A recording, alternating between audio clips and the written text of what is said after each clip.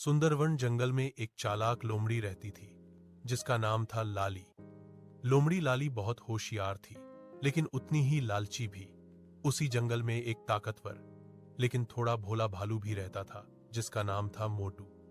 एक दिन लोमड़ी लाली ने सोचा, अगर मैं अपनी चालाकी से बिना मेहनत के खाना पालूं तो कितना मजा आए। तभी उसकी नजर मोटू भालू पर पड़ी जो शहद के छत्ते के पास बैठा सोच रहा था कि मधुमक्खियों से कैसे बचा जाए।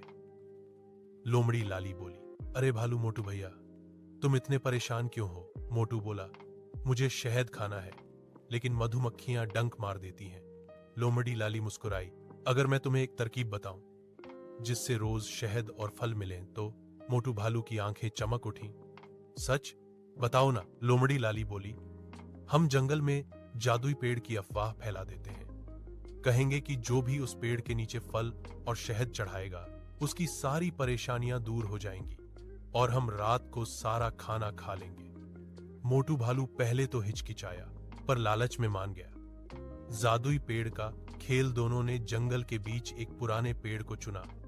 लोमड़ी लाली ने वहां लाल मिट्टी से अजीब निशान बना दिए और मोटू भालू ने गहरी आवाज में घोषणा की, सुनो सुनो, यह जादुई पेड़ है।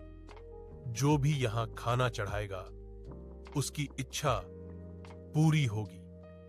भोले हिरण, खरगोश और बंदर डर और उम्मीद में फल और शहद रखने लगे। रात होते ही लोमड़ी लाली और मोटू भालू सब खा जाते। कुछ दिन तक तो सब ठीक चला, दोनों की मौज हो गई।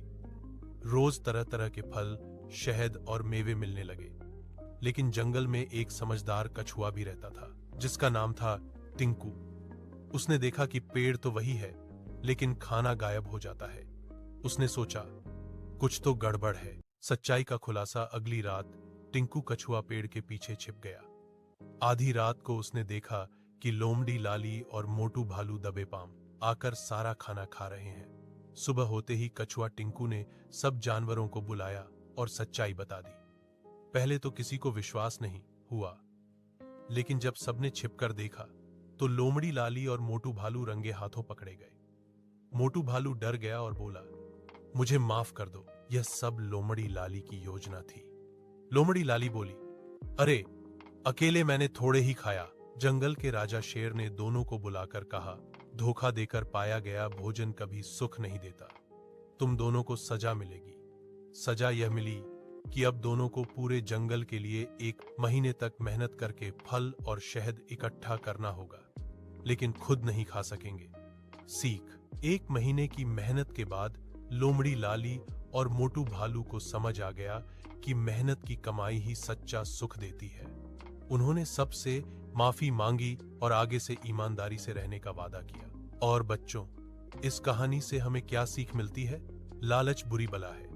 झूठ और धोखा ज्यादा दिन नहीं चलता। मेहनत का फल ही सबसे मीठा होता है।